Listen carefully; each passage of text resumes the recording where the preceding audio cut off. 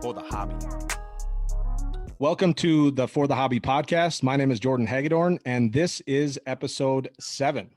Today on the podcast, we're talking to a deadly duo who work together at Fleer and Skybox, and they designed some of the most iconic cards of all time. They designed iconic sets such as Fleer Ultra, Fleer Metal, and Flare, and some of the inserts you all know, such as Scoring Kings, Hot Numbers, Cut Above, Dunk and Go Nuts, PMGs, Rubies, Essential Credentials, Noise Boys, High Voltage, Jambalaya, and the list goes on and on and on. So today I'm joined by Gene MacLeod and Earl Arena of Arena Design. Guys, welcome to the podcast.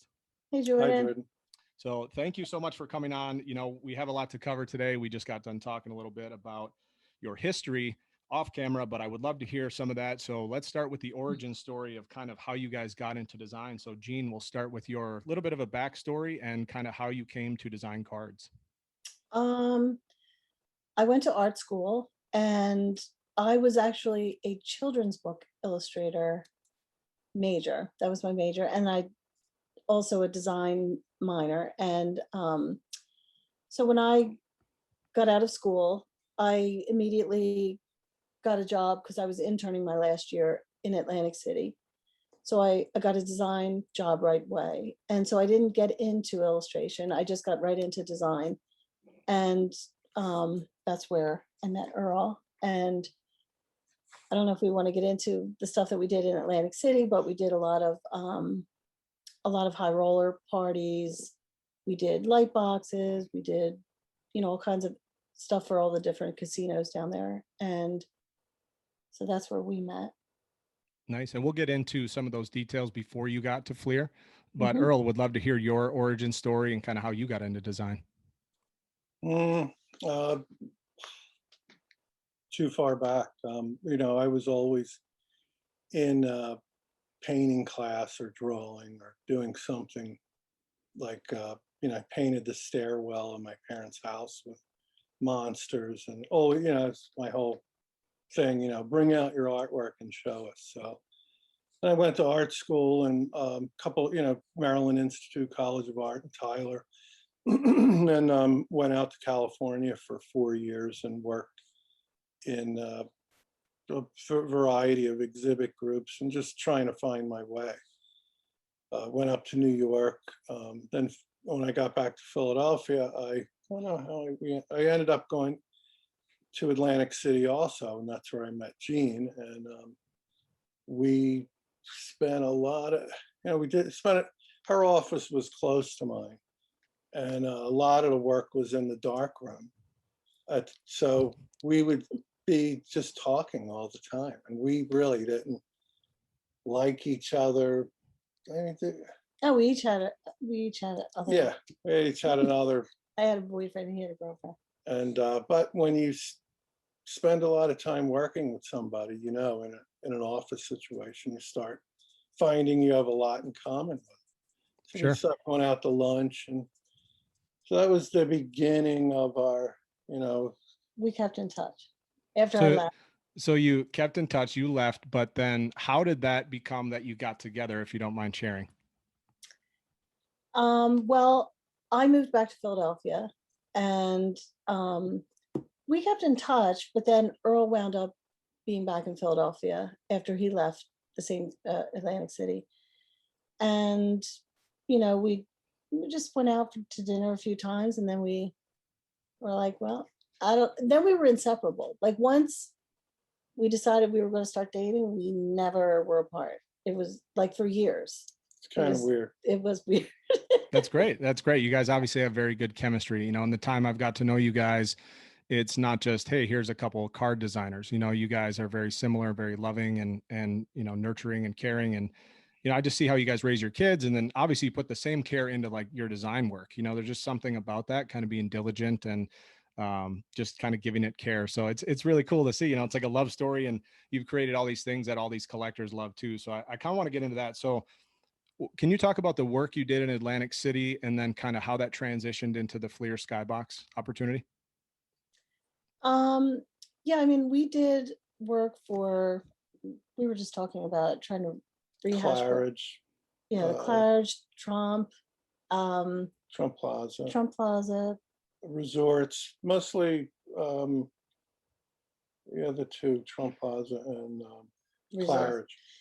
And so we would do like, they would have these parties where they would have a theme, and they would invite the high rollers to come. They wanted to get them a way to get them into Atlantic City.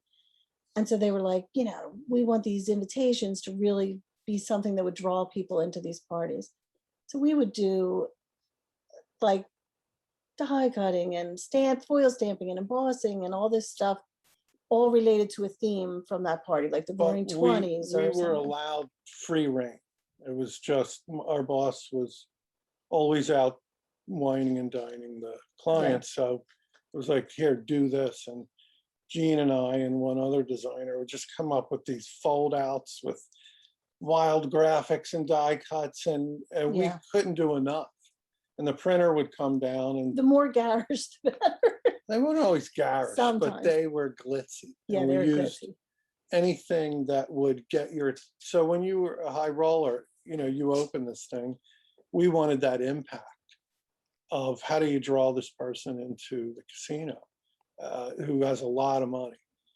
And it's kind of like how it reflects on some of the cards we designed. We wanted, when you open this pack, you're like, holy crap, look at this card. I haven't seen anything like it. Yeah. Well, and you guys Public. well, and you guys made it feel like $1 million, right? So you had these fold outs for the casino. It needed to attract those high rollers. And then you're right, it transitioned into cards, and a lot of the stuff you guys designed ended up being some of the most creative, innovative, flashy cards that have still ever been produced, and a lot of that came down to not just the graphic design, but the card stock and the different papers you use and the foils and things like that. So And I think that's how Jean interviewed, when she interviewed for the job, she started showing some of her work from there. And that's what they liked. I don't know. Not even the VP of marketing said that I was too, I wasn't asking how much is the salary and what are my benefits. I was like, what kind of work am I going to be doing? And he couldn't relate to that. He said, I almost made the worst mistake of my life and didn't hire you. But the art director there had been there forever. And he said, no, her portfolio really is what we're looking for. So you should hire her. And he did. Well, and I feel like that was a huge defining moment in the entire hobby. I'm looking back at this as a collector. At that time in 1990, I was 5 years old. And I think about what would happen at 7 years old, 10 years old, and 95. There's all these things that happen, right? And so can you talk about collector at 5? I wasn't a collector at 5, but I'm thinking back to when I was 5. I had no idea what was about to come, that I would fall in love with these cards at 8, 9 years old that you guys designed, and kind of here we are. So Gene, can you talk about that process coming into Fleer at the time? And then there were about to be some transitions and mergers and things like that after, but can you just talk about coming in the door? And to your point, what was promised with that job description, or what kind of work would you be doing? Well, the funny thing is, at the time, people were designing on computers, but it wasn't like a given. A lot of people were still mocking up comps. So when I showed up, I knew I wanted to learn the computer, like Photoshop and Illustrator and all that. And they said, the day you show up, we're going to have a computer is going to show up the same day. And what do you want it to be? And Earl did all that research for me and figured out we wanted this Mac. Yeah, we had to fight to get a Mac 2 CI. Yeah, they wanted a PC. Which like, at the no. time, I already told you how small the hard drive was, and the limitations we had, where designing a card, it was still 300 DPI, but 2.5 by 3.5, but it was a struggle to. Yeah. But they had so at the time that I started, they had just been owned forever, for 100 years, I don't even know how long, by a family-owned business, Frank H. Fleer. And so when I started, they had just been taken over or just been purchased by this investment company. And they didn't want to focus on the candy and the other things that they had going on at the factory. They wanted to focus on the cards. And so it was kind of a shift in what the company was about. and they knew they wanted to grow. They had come from Donruss, and they knew they could grow this business, and they knew it was kind of just a very small business to Fleer, but because they had the licenses and all that already, it was easy for them to come in and just kind of grow that. So when we came in, we were coming in with them, and people who were there kind of had this preconceived notion about cars, but we didn't really have that. We just came in, never having worked with those limitations for them. They were We willing to kind put of in upset money. the balance.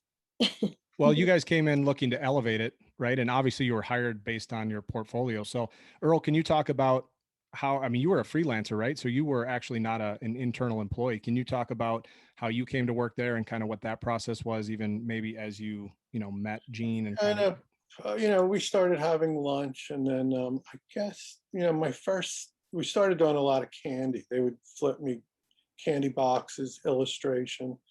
And I loved it because it was, old design, and I wanted to make it new. And I was really, I've always been into like robots, toys, graphics of that nature. So it was fun. And then the VP said, do you think you could design a set of cards? So I did Desert Storm. And that was kind of very dry, but it was like, yeah, I'll design that. That was my first set. And then it went to, then Gene did a set, and then I forget the next, but that was the beginning of this ball that just kept building momentum. Like the more, they would just pull me aside and say, do you think you could design the Fleer, the next Fleer? I'm like, sure, I'll do. And he just keep throwing. And then they said, how about we just get on a monthly retainer? Because I was doing as much work in-house as I could, but I couldn't do all the sets, especially as it started to grow. And I would send out work. And then my boss was like, well, I know it's kind of a little bit of nepotism, but, bring Earl in. So he came in, and then it just. Yeah, they didn't want me to work in-house because we were together. So he said, you stay in your studio. But it was, it never stopped the amount of work that we did. And it was just constant. And we became friends with the VP of marketing and his wife, and we'd have dinner with them and meet on weekends to work. Sure. Well, you guys were the,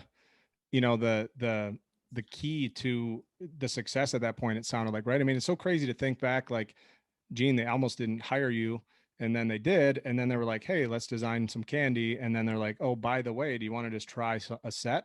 And then here you are years later, and it became, you guys, the duo really of you two became, the unstoppable, like, greatest designers of cards of all time, in my opinion, right? And I'm not the only one that feels that way. So I want to ask this, you look at that, and it was, I mean, it's funny, you designed, Earl, the first set was Desert Storm. I think it was a perfect storm that kind of came together for you guys to be able to have the opportunity. And also the 90s was starting to grow to be massive. And I think it's interesting that had it just kept being the owners, the family owners, a family owned business, maybe some of these things wouldn't have happened because the budget might not have been there, or the innovation or the ability to push the envelope. So I think it's so interesting how a lot of times in a corporate environment, you might think, oh no, we've got these investment people coming in, gonna, infuse some money and really try to grow it, maybe screw up the culture, or who really knows, right? But they actually enhanced it, gave you guys an opportunity to elevate things and take it to a level that you're capable of. So, from there, Marvel then bought Fleer in 1992. Right. And then from there, Marvel bought Skybox in 95 and merged it. So this is, you guys worked at Fleer and Skybox from 1990 to 2000, correct? Right. And so right in the middle of that was a merger. And it became like this really interesting crossroads too that happened, where you had Fleer was a pretty traditional brand. Skybox was a little more innovative and creative and kind of flashy.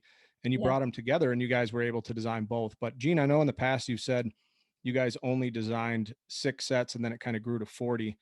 And it sounds like, Earl, you took on a lot of that work. So can you guys talk, and Earl, we'll start with you, talk about how once that growth started from 6 sets to 8 sets, 10, 12, however many it is, how did you guys handle that growth? You had some freelancers, you guys had a bigger in-house team. I'm sure you had to grow. Can you talk about that process and kind of how it evolved internally? Jean, I guess she managed, I don't know if I managed any. We had like two other people other than Jean that helped her. And then I was her main support, where I got a sheet of set names, and it was pretty much have lunch with her, get the set names, come back here and brainstorm. And it was a lot of research in each set. And I was telling her that sets like Champions didn't always give me any ideas, but if it was a set like even Rising Stars isn't something that gives you a lot, but some of the sets that were Like Dunkin' Donuts or Yeah, like Jambalaya or something that gave you a spark of an idea. Yeah, any set name, that's what I tried to, really make bigger and better. Sure. Yeah. So let's talk about this. This card is one of the most iconic cards that's ever been made. And you designed that, Earl. Can you tell me what, Scoring Kings, 93, 94, Ultra. You guys both designed Ultra and kind of came together and did that stuff. But I mean, Earl, this is an icon, my friend. Can you tell me about the process of this, and then maybe talk about kind of the foil and some of those things that came together? So Earl, we'll start with you, and then Jean, talk about that process kind of once you got designs from Earl. Mm-hmm. I remember when you showed me that, and I was kind of letting you down because it wasn't like a big boom in my, big idea. It was just another way of searching to make players greater, and I found some lightning, and I thought this some stuff doesn't work when you isolate players and put it on different pieces of art. The art might take over the player, and that particular one, it seemed to work well. Yeah, so, a lot of stuff you would do, and you just would never even show it to me, or you'd show me and say, I don't, like you're saying, that isolating the player and putting them on that particular background just didn't work. Yeah, I tried a lot of different, there was always experiments. And when you married that with the foil, it just made the player seem electrified. But if you create too much of that electricity, it overwhelms the player. So there's a balance. You've seen cards now that are just, the whole player is covered. Sure. Yeah, and that's cool, for them. But for me, I always wanted to keep a refinement in the card. There's a balance of how much and how little. I think that particular card I might have just given to Jean. She adds the foil. She'll say, I think this would do better with a die cut, or let's stamp the name. That particular logo on there, I was telling you before, that was just a player that I think that was Charles Barkley. I did a outline of, and yeah. Jean would always bug me for a logo for every set. It's like, why do we have to put a logo on it? You have to. Yeah, so we got away from that, but in the beginning, creating a logo for every insert was another chore. Well, but I wouldn't. Here's the thing: we as collectors, we appreciate that. We appreciate those nice little touches. And I mean, we got away from that. Jean let me. Well, the card actually started carrying its own weight. She allowed it. I didn't have to create. She allowed it. Well, and I think, Jean, you talked in the past about, and Earl too, just privately, we talked about how you guys really focused on making these players the heroes, and it's like these heroes on the cards. And you guys were really the first ones to do that. A lot of times in the history of Fleer and Skybox and all cards, honestly, there would be this, just kind of put them on the card, do a nice border, and they were never cut out. They were never kind of made to be standalone. And I think that's what you guys really took that to a next level. And then things kind of shifted to where there were stamps and different papers and different foils and things like that. So Jean, can you talk about that, kind of how the process, you'd get a brief, you'd get the names from the sports marketing guys or the brand managers, you'd get a name of the set, who was in the set, and kind of the overall brief of how that would look, maybe the pack odds and things like that.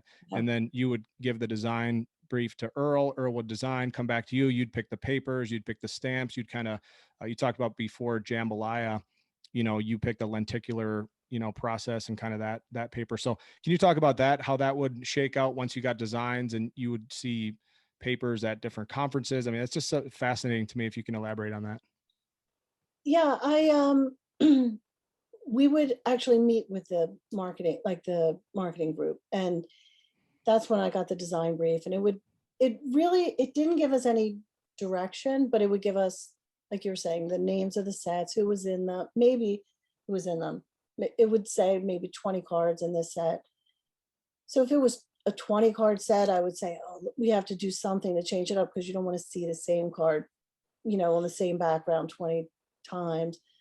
But if it was a 10 card set, we might be able to use the same background.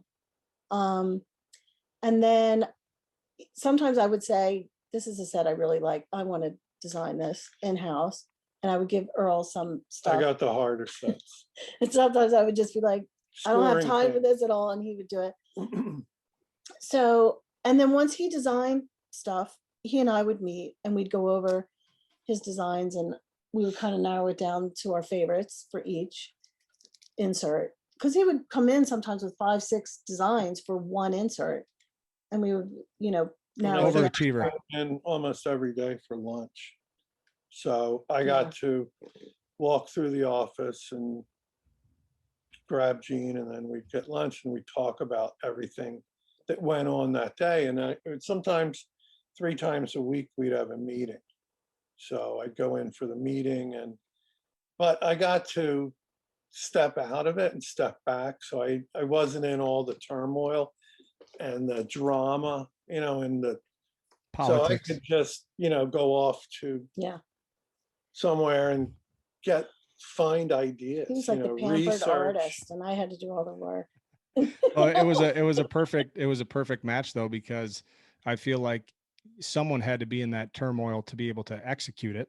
Yeah. Right. It can't And always just I be. actually liked it. I mean, I didn't mind that at all. So once he would bring in his designs, we would narrow it down. And then I already, seeing the designs, I would already have ideas. Like, oh, I have this stock I wanted to use. I want to put it on that. And a lot of times sometimes I would tell him, but sometimes he would not even know that until he saw the printed cards. And I'd bring them home and he'd be like, oh, I didn't know you were going to put it on this, or I didn't know it was going to look like that.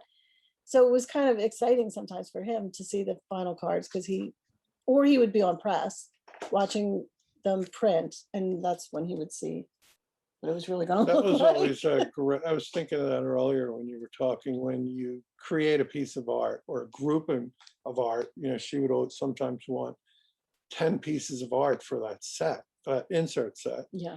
And you're seeing it on a sheet come flying out of the printer. It was really neat to know that these pieces are going to be shipped all over the country. And All over everybody the world. to see I that. mean, there's collectors all over the world back in the 90s. And you think about, we connected because I loved your art. I mean, I reached out, a few years ago, and we kind of connected over it. And one of those things is, this is one of my favorite cards. This is the gold medallion Michael Jordan. And I showed you guys this before. Yeah. It's so interesting how you can take the base card and just add this gold foil, and it becomes one of the coolest cultural relics.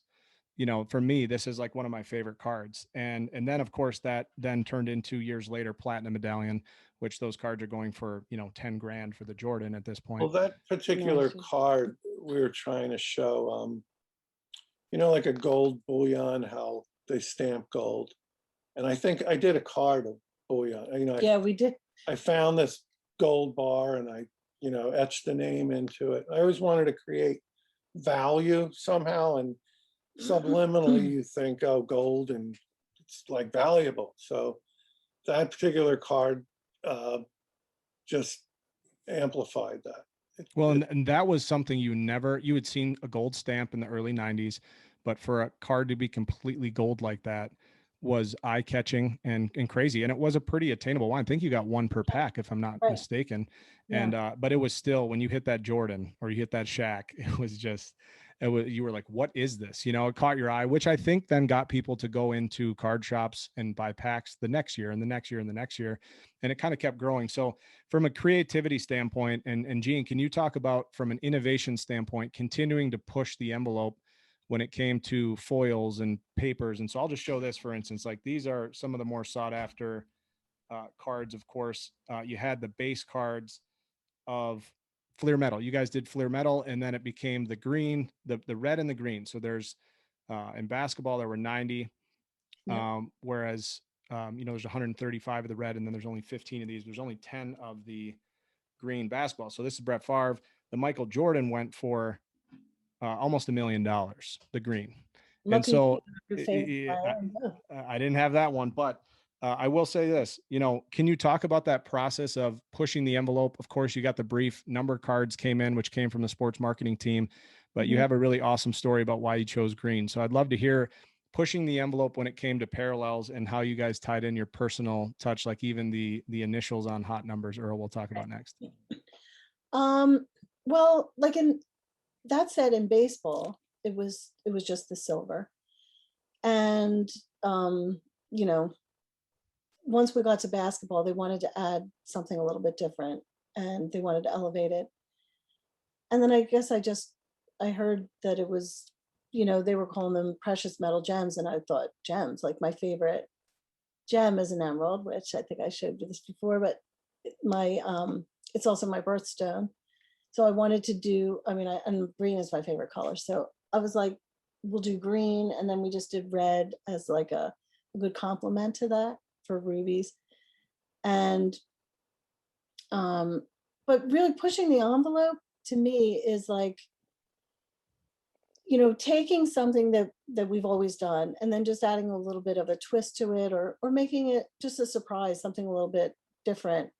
And also pushing our printers, like, the printers had as much fun working on this stuff as I did, because I would always be pushing them. I would, especially this one printer would come in, and we're actually still in touch with him and have become friends with him. He would come in and I would be like, Jay, this is what I want. Am I going to be able to achieve this? How am I going to do it? And he would go back and he'd figure out a way to do it. And then we would have to figure out if it was in the budget to do it. Sometimes not, sometimes was. But like I found this is actually a comp. This is a riot. This is a comp that we did. So this was the one year that this is a card that was already done. And we just took it and started cutting it up and pasting it together with like a piece of another card just to see how can I get rid of it. I just wanted that border gone, because when we first started, we tried to get rid of that border on the base cards. They always had the 1/8 inch border. And so little by little, we got rid of that. I think backtracking. Yeah. So well, then and just to kind of explain to the listeners, it started with emotion, right? It was Skybox emotion. And then it went to this EXL with the border. I'm showing a Greg Maddox card here. And then it evolved to where you got rid of that border, and you showed me a Terrell Brandon earlier. And so that's what I'm so curious about, is this evolution, right? It went from full cardboard to evolving to the border, but a much more beautiful card and something like this from emotion. And then it went to even, the parallels of that though, right? This is a Griffey numbered to 299. I mean, this card is thousands of dollars now at this point in a high grade, right? And so that, and then it went to EXL and essential credentials. So can you show that card? Do you have the Terrell Brandon there? Oh yeah. Because that's where you're talking about it getting rid of the border though, right? Right. So like this was our first attempt at just seeing like what would it be like, and then this was very flimsy, so we realized we had to go to some kind of a heavy stuff. This is a sample that they sent me, so it's miscut, so that I couldn't really, because these were so limited, this wasn't going to be a numbered card. This was just a sample to show me. But the it was a way to get rid of that border. I felt as though it was similar to the base cards that used to be with that 1/8 inch. And it was driving me crazy to have that. I was like, how can we do it? And to feel this floating, this kind of a floating feel to it. And the printer worked with us and he was able to do it. It was difficult, but they did it. So can you tell me, when it came to the evolution then from when you got there in 90, now you're talking about 95, 96, 97. Yeah. It sounds like the budget was increased a little bit. Can you talk about that perfect storm coming together and how having more budget allowed you guys to push it further? Well, it kind of, to backtrack, these cards were just plain cardboard with minimal type and a lot of crowd scenes. So just to introduce a strip on the side of the card of a guy's name really big was like, what the heck are you doing? So we had to creep into it.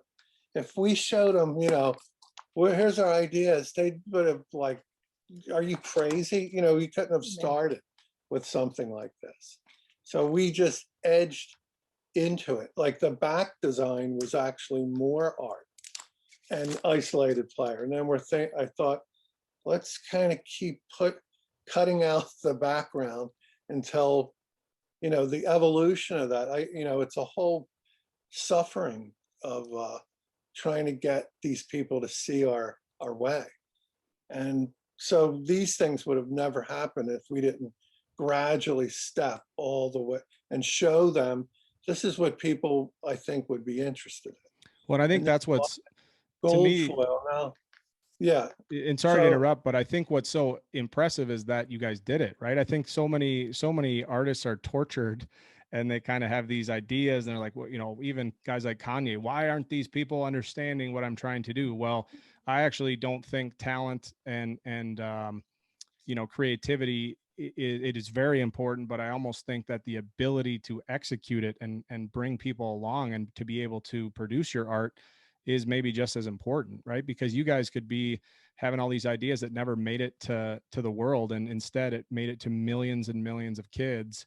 And now people that are, clearly enough people like it that a card sells for almost $1 million, So I just think it's so fascinating how you guys pulled this off.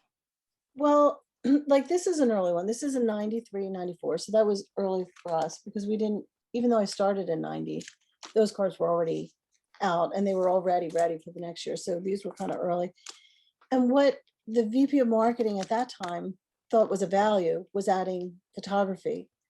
Later on, we added value by adding foils and die cuts and all kinds of stuff like that. But he thought the way to do that was through photography. So some of our early stuff has a crazy amount of photographs 4 on photos them. of them. Well, that has 1, 2, 3, 4 unique photos of him on the front. And now, like, the photography cost us money, Right? and we had to separate it, and all that. So I think he thought that was the way to add value. So a lot of our early cards were like that. Can you talk about what that was like to see you? As artists, you guys got to see your work go out to millions. Talk about that. Maybe what inspired some of your work, and then just what that's meant to you guys to be able to see it go to millions and millions of people and homes and now Instagram and eBay. And, they've become some of these the most iconic, sports items maybe ever. It's just unbelievable. Can you talk about that, Earl? Which part? Talk about, let's start with the inspiration behind how you guys, came up with some of this stuff. I think it was an evolution because when we look back at the early work we were doing, it was adolescent. The typography, the design was limited because I think our thinking at the time was limited. And then as we started working bigger, and I didn't look at them as cards.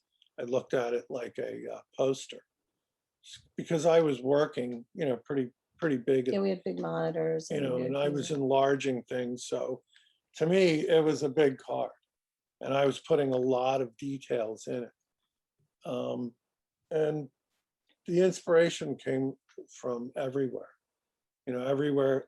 Our daily travel was looking for ideas and looking for graphics and feelings. And we would go to our favorite store. It wouldn't have to be a sports related store. It would just be like and magazines and Borders. We used to go to live at the bookstore. And like now when you work, it's everything is, you Google any concept and you find a direction. If I'm looking for water, fire, whatever. I can, at the time, I was doing hockey, and I had to find out, I had to find ice, and there wasn't a lot of ice available online. And I got to get Now this you can. card box set and everything done around hockey, which I was, thinking. So I froze a bunch of ice, and I scraped it like I would, you were skating on it. And I called my friend Mike, and I said, "You have to photograph all this for me." And I had to wait to get, he's like giving me these 4x5s back, and negatives. Yeah, then you have to go get it I had to, developed. yeah, to get it scanned in, and by the time, so your ideas now are more spontaneous, but every little step was really researched. We always researched everything. Whatever, if it was a pitcher, how do people hold the ball? What's that look like, and what's the ball about? And what's the locker room like? And can we use the lockers, or can we use tickets? Can we use seats? Yeah. That was Well, one. and you guys took things to a whole nother level. I remember being at your house and seeing the metal Fleer, the Fleer metal logo made of metal. And Yeah. you guys had talked about how, you wanted to give it the metal feel, but the design you were making just wasn't kind of shaping up. So you literally had it forged out of metal and then photographed it, and that ended up becoming the Fleer metal logo. So I'm curious, just as a couple, I know you guys work hard, but where did that kind of extra level of research or motivation, where did that come from? I'm just curious, like, how you guys formed that over the years, because it's not normal. You mean we're not normal? Thanks, Drew. Well, no, it's not like, I mean, because you've instilled that now in your kids, and I see that, the work ethic of Morgan, and, you're kind of like she's pushing the envelope on the fashion stuff. It's just really cool to see that there's like a whole nother level of attention We're to very detail and love, and, competitive. okay. Yeah, Very we are competitive competitive with with each each other. other and other artists. Like, we look, I would go to all the card shows at the time and look at, at the time there were big card shows, and you could buy a lot of stuff.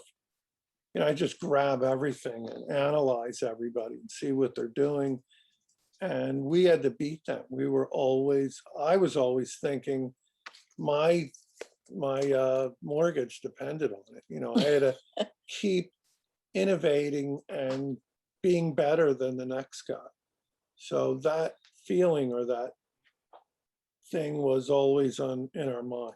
It was always, how do we? After a while too, you everything that you see, you think, oh, that could be a cool card. Like, I wonder if we could print on that. Like a menu that you see, and it's printed on something, and you're like, oh, that's really cool. I'm just going to steal this menu, see if my printer can find this stock. Like, you just don't know where you're going to get inspired. And I do think that we always had an idea of it in our mind of what we wanted to look like. And if we couldn't get it in traditional ways, then we would just figure it out in a non-traditional way. Sure. Well, and that's what I've noticed is, you took, I guess it's just like I said, a perfect storm, and just the beauty, it came together beautifully in a way of finding ideas out in culture, being inspired by things, but then for you guys to bring them together, for Fleer and Skybox to give you guys the budget and the opportunity to kind of have the free reign to do it.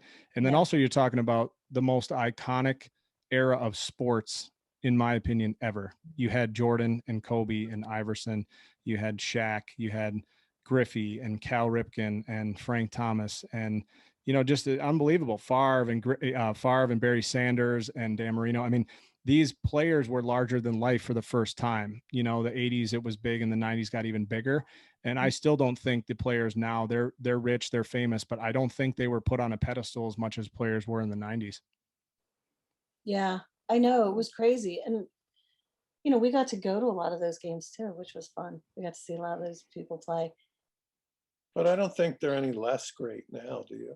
No, I don't think they're less great. I just think it's all we knew was the commercials and the ads and the cards. And now the internet, now there's YouTube stars that are more famous than pro athletes.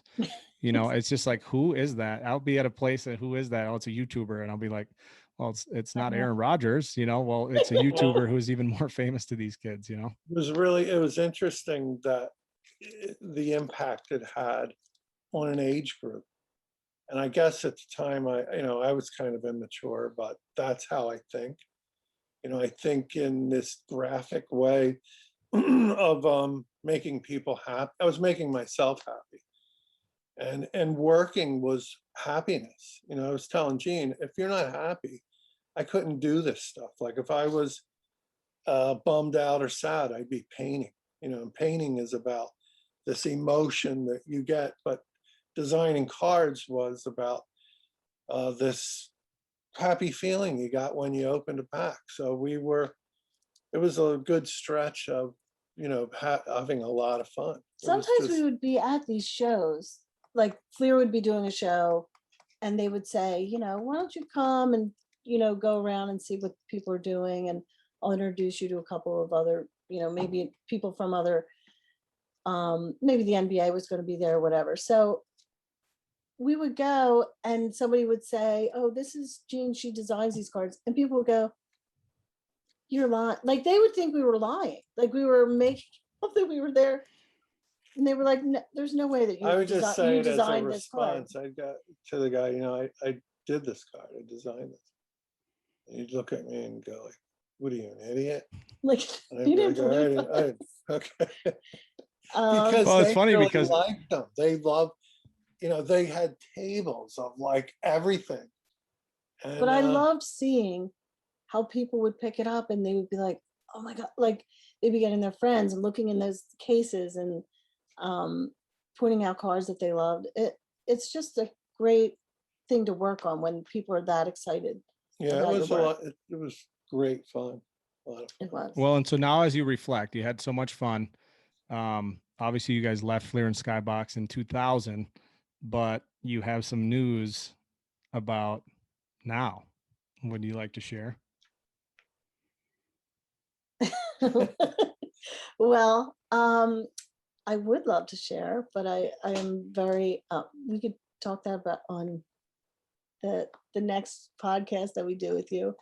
But yeah, I mean, we're getting back into things gradually. So I'm excited to talk about something in the future. And it's almost like we Yeah, we never left. left. Yeah, It it's just weird. started It's the same right back. feeling. So you're saying you've designed some cards again. Yeah. Yeah. Well, No, that does not can't suck. get into any specific. That's okay. I will say I'm excited. And as somebody who's loved your work over the years, I'm excited to see what's in the works. I hope to share that with our audience at some point. I will say, it's funny when people at the shows back in the day would laugh because who did design these? You don't think about it. It's almost like a robot. You don't think about it. So when you shake the hand or say hello or give a high five to somebody who designed some of your favorite cards, it's a little conceptual for people probably. But I will say that now those who know really know, and I'm one of them, and some of my friends in the hobby I'm sure are excited to see what you have coming. They're excited to see what you could do in the form of modern day, right? Because 90s was a different era. Yeah. And so I'm excited to share that. I'm excited to see it and hear more about it without going into detail. But Well, it's just speak like for anything, when you do your first set, it's something, it's a stepping stone. But I could see, like right away, then it's like when that project is done, you're already saying, oh, you have a million ideas already for the next thing. So hopefully that happens. You were saying like, what is your favorite card? And I was thinking today, one of the best feelings I get is to surround myself with like a ton of inserts. And, I see people do it on Instagram. They show these pages and it's like, oh, we did that. I did that. And that feeling you get when you look at a lot of them together is, it's actually better than one card.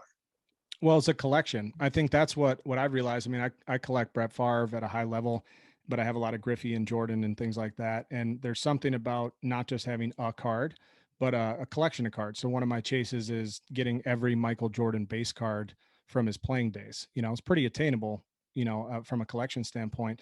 But when you do that, it's better than just one card. It's the whole collection. It's almost like they're friends.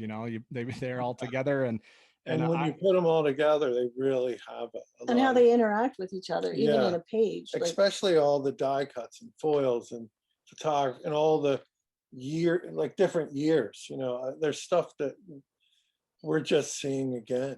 It's because the hobby's grown, going so crazy that we're re-looking at a lot of stuff. Well, and that's very symbolic of the hobby. You meet one collector and that's fine and it's cool, it's great. But when they're all together, you see at the National or you see us all on Instagram, there's something beautiful about that entire curation of human beings that, just like cards, are all unique and all from different walks of life. And we all love it for different reasons. So it's very well said how not one card stands out, just like one collector doesn't stand out. I like how not even one designer stands out. Without your competitors in the 90s, you guys might not have actually pushed it as far, Sure. right? So there's something cool about, we've all made each other better in a lot of different ways just by being around each other. Yep. It is it's a great hobby. Like, the people who are in it have been nothing but nice to us, like things that they say on Instagram, and like you were contacting us after all those years. Like, you were one of the first people to contact us after that that interview that we had done, and with what was the magazine? SB Nation. Yeah, SB Nation. So it's been nothing but great, and people have been nothing but nice to us. So it's been. And fun. now you're back. So Yeah. I have a segment called "Show Me Some Cards." So do you guys have any cards to show me? Let's see, what do you have? Okay, so we were talking about what are things that inspire you, and outside of my office, there was this one of the people. I guess he was a photo editor at one time. I don't know well, anyway, somebody who worked at Fleer, and he had a seat that he had bought at an auction that I think was from Yankee Stadium when they were selling off the old seats. And it sat outside of his office all years. And then when I got this insert name called Cheap Seat Trees, I was like, oh, see, I'm going to try to use that seat. So I bought this one with me because this was his seat, and I had our friend photograph it. And then, so we photographed the front, the back, when it was open. This one's never been open. I guess I could crack it, but so Wow. then you could open it and the seat folds down. And I was like, well, that's kind of fun. So, you just never know where you're going to be inspired. That was a seat I had seen for years sitting outside my office. And one day I was just like, And oh, you said, finally, the seat is not a waste.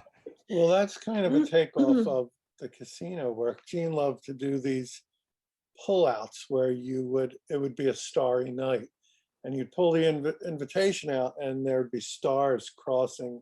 Yeah. And it was a nightmare to create and glue for the printer, Yeah, and she was still doing it at Fleer, like creating these things that, to me, all I thought of was that's going to get chipped and the corners are going to get ruined. So I'm kind of opposite. Some of my favorites were, and I keep some of these on my desk. I don't know why, but I love the feel of this card because you can't damage it, and it's just organic. It's rounded. You like the shape. You want to know what's funny about that, Earl? And here's another, one I love that, just the graphics, the rounded edges, it doesn't get ruined.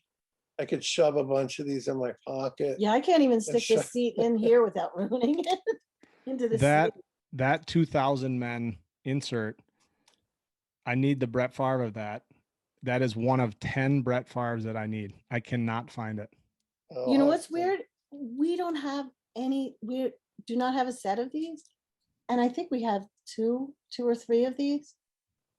And over the years, I've tried to pick them up. I don't see them very often. They don't pop up. They're numbered to 100. Okay. Very tough to find. Yeah, there's a lot. There's this is a bunch of stuff. This is numbered. I didn't realize it was numbered. Yeah. But I kind of, and then it turned into the metal card, which is another really durable card. I mean, you could take this thing and do anything you want with it, and it's real. It doesn't hurt you. It's not sharp. It's not delicate. It's not delicate. Yeah. I kind of like cards that don't get ruined. Sure. But I'm going to share And some then of my favorites. What else you got? You got any more, Gene? just we were looking through some folders and we found some stuff that was actually never produced. So I had shown this, you had This- seen this before, This but card was pretty cool at the time, but it was supposed to have a basketball texture in this side, which never happened. But, you know, it's another takeoff. that was expensive enough to produce without that. Can't have everything. You show that because my hands are too cold to show it. This is, I think Gene did a, you know, when you touch this card, Mood ring. yeah, Yeah, it leaves, but we never produced that. Never produced that. So that's never before seen sample. Yeah. And you know what? Now I actually was speaking with somebody about this card and they said, yeah, but people put them in slabs. You wouldn't ever be able to Never touch it and feel- get that anyway. I wouldn't So put that yeah, in a you're slab. right.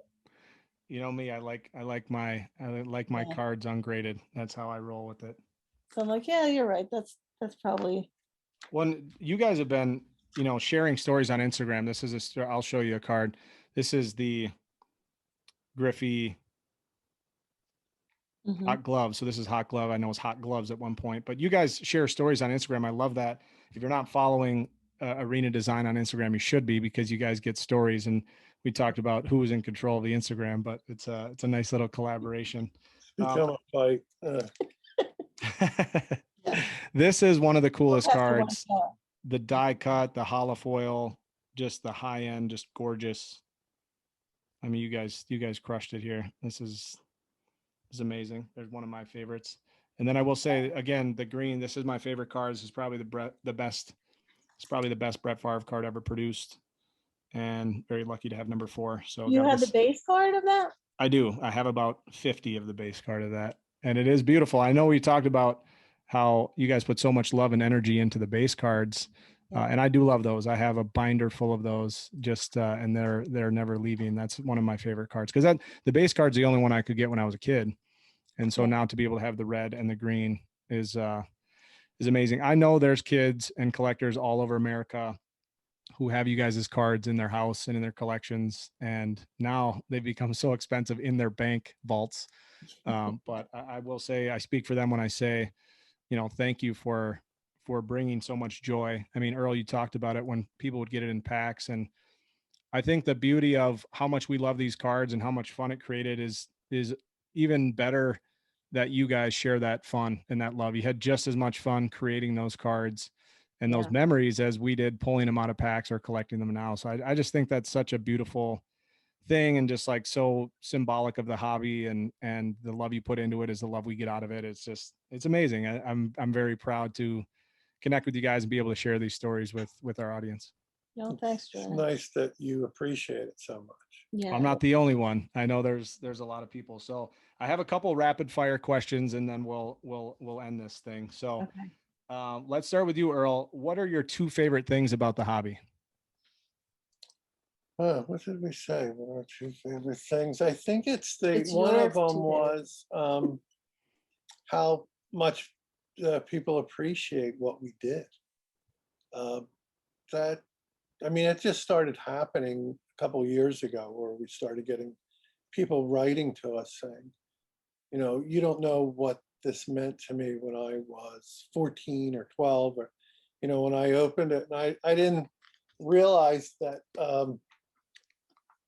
some artwork would have that kind of impact on someone. You know, I thought it would be more, I knew that people would save cards, but I didn't realize it would, you know, make them that happy. Or connect so much with their childhood memories. Yeah, like a lot of people are like, this was a point, I remember this.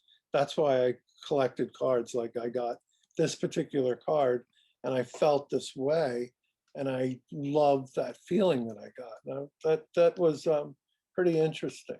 There aren't many things you can work on that would be like that. Yeah, and it was, at the time, it was about production and, you know, selling, and, you know, selling more than another company. So, you know, we didn't get that in the office. It wasn't about, you know, it was about how do you just Yeah. keep Hey, get it cranking done. these out. Yeah.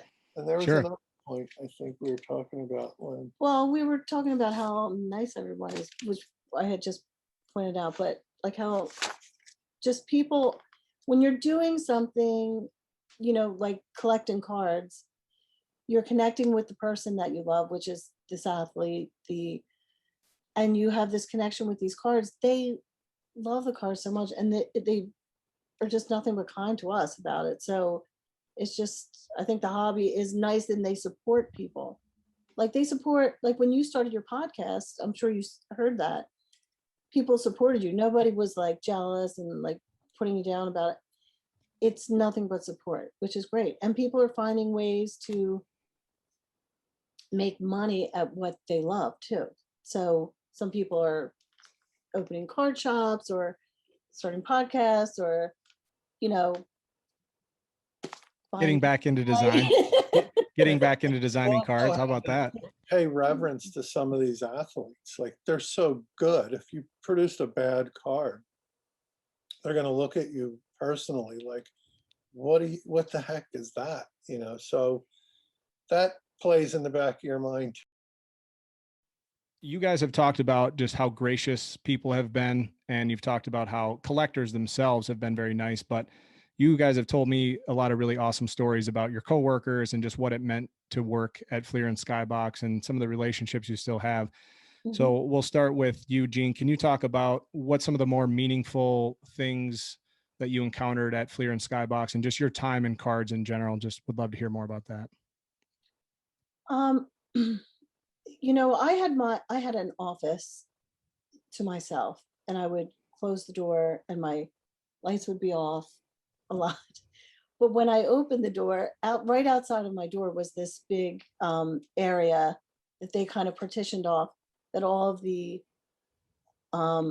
sports information guys, that's what we called them, sports information guys, but they were marketing managers, would be in there. And so I would go in and they'd be going over sets and what are they going to do, and they would interact it all day long with each other. So that was fun, going in there to interact with them as they were doing their kind of creative They portion. would like obsess over players, and every Monday was, did you see what he did? Yeah, whatever And how many games catches were over the weekend. and so go ahead, sorry. Yeah. So, and then to the right of me, the office to the right of me was the photo editor, and I'd go in and we'd sit down and, I would show them what I was doing. So it was just so much. I loved all the interaction that you don't get when you work at home by yourself. And people are seeing that now, And I literally had to be here working while they just talked a lot. You're with our kids, which is Well, but here's the thing. I think what I appreciate about you guys is everybody involved, the team as a whole, but you guys were obsessed with your craft as well. yeah. Yeah, we were on a one track. We were just like blinders on. So I love that. we, I love that. Well, And we did a lot of press checks. Like I felt like I was always on a plane going somewhere, watching something run on the press. So, I mean, there was a lot of that too. We actually were on vacation, which was limited. I think we got one a year where we could leave. And we were in Florida, and Gene got a call like was it day 2 or 3? You got to come back. There's something wrong on press in Canada. I'm like, holy crap, we got to fly from Florida to Canada. Well, no. So I said, no, I'm not done till like Friday. So I flew from our vacation up right to the place. Wow. So you made them wait. Really, hey, you're on my time, guys. You're on my time. We took it seriously. I never had vacation. Like cards were a big deal.